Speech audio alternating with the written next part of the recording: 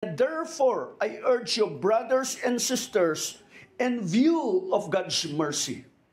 Tingnan mo yung habag ng Diyos. Tingnan mo kung gaano ka kinahabagan ng Diyos, gaano ka kinaawaan ng Diyos. Nang sinasabi niya, tingnan mo kung gaano yung awa niya, yung habag niya sa iyo. Kaya yung katawan natin ay dapat na ito ang siyang handog natin ng pasasalamat sa Diyos. Offer your bodies as a living sacrifice. Na kumbaga, kailangan matutunan ng bawat isa sa atin na hindi lahat ng gusto natin gawin ay pwede natin gawin sa ating mga katawan. Kundi yung katawan natin, tratuhin mo na iyan, unang-una sa lahat, iyan ay regalo ng Diyos, nanggaling sa Diyos, and then, sino ang nakatira dyan? Sino gusto mong tumira? Yung legion? O lechon? Okay? So ang sabi niya ron, offer your bodies as a living sacrifice, holy and pleasing to God. This is your true and spiritual o proper worship. Ito yung totoong pagsamba na makita mo ng iyong katawan, unang-una sa lahat, in 1 Corinthians chapter 3, verse 16, your body is the temple of the Holy Spirit. Ang nakatira sa katawang yan ay walang iba kundi ang banal na Espiritu. Kaya ang sabi niya ron, don't you know that you yourselves are God's temple and that God's Spirit dwells in your midst? Hindi ba nyo alam na kayo ay templo ng banal na Espiritu? And then, inulit niya in chapter 6 in verse 19. Ang sabi niya, hindi ba nyo alam ng katawan ninyo ay templo ng banal na Espiritu? Your body is the temple of the Holy Spirit.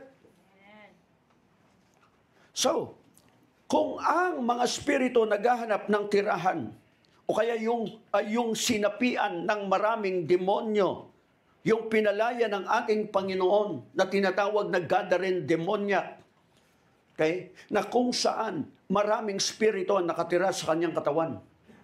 So the thing is, you also have to understand and you have to treat your body that the Holy Spirit is living on the inside of you.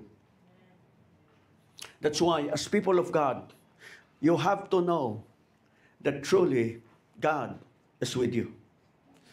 Ang iyong katawan, pagmamay-ari yan ng Diyos. Amen? And you are meant to be a channel of God's blessing. Why? Ang tao kapag dumaraan ng pagsubok o mga problema, ang sisisihin nila ay ang Diyos o ang sasabihin nila, sinusubok ng Diyos ang aking pananampalataya. No. Hindi ganun ng Diyos. Gusto mo ng pagsubok na nanggagaling sa Diyos? Tingnan mo yung buhay ni Abraham. Nung sinabihan ng Diyos na ang sabi niya sa kanya, ihandog mo sa akin ang iyong minamahal na si Isaac. Because you see, the things, sabi niya, bakit hiningi ng Diyos? Kasi yung attention ni Abraham, wala na sa Diyos. Ang attention niya ay nandoon na, doon sa bunga ng pangako ng Diyos. Hindi na doon sa Diyos. And sometimes nangyayari yan sa atin. When God blesses us, yung blessing, iyon ang siyang nagiging mga idols natin compared doon sa sumagot o nag-provide ng mga hiniling natin. So, that's why you have to understand that each and every one of us, lahat po tayo, hindi ho hihingin ng Diyos ang isang bagay or hindi ho niya tayo pahirapan para subukin ang pananampalataya natin. Hindi kanya bibigyan. Yung iba siya, sabi niya, salamat sa Diyos, sinubok ako, kaya ako nagkasakit. Do you think that's the way of God? If you know God as the Heavenly Father, bibigyan ka niya ng karamdaman para subukin ka? Para tingnan kung may pananampalataya ka o ano pa man? No, I don't think so. Kung dito nga, naroon ang habag ng Diyos at inabot, kahit saan man naroon. So just imagine, eto, ilang linggo bago maging malinis ang Panginoon at ang mga alagad. Pumunta sila sa mga Gentiles. Pag pumunta ka roon, ang sabi roon sa batas ni Moses, 1 linggo o 7 araw na ikaw ay i-quarantine bago ka maging malinis. Pumunta sa Gentiles. Pangalawa, nasa sementeryo, malapit sa sementeryo. Di po ba? And afterwards, yung region na yon, ang daming baboy. You see? Kung naunawaan mo ang kultura na meron sa Middle East, sa kanila, bawal ang baboy. Kapag napalapit sila, sila'y itinuturing na marumi at kailangan nila ng 1 linggong quarantine para maging malinis. So biruin mo kung ganun ang uri ng buhay natin, di lahat tayo quarantine.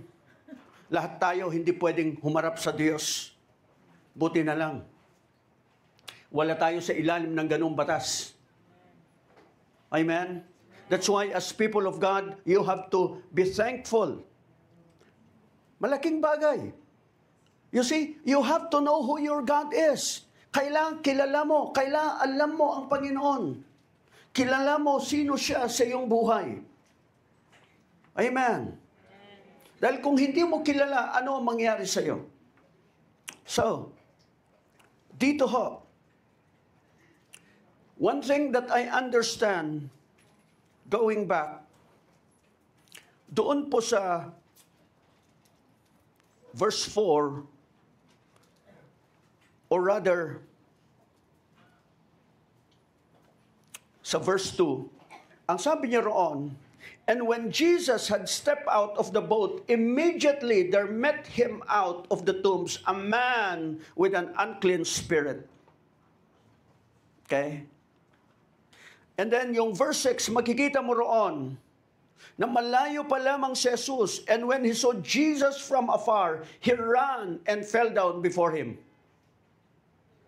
Ang taong sinasapian, may oras ho na malakas ang kanyang kalooban.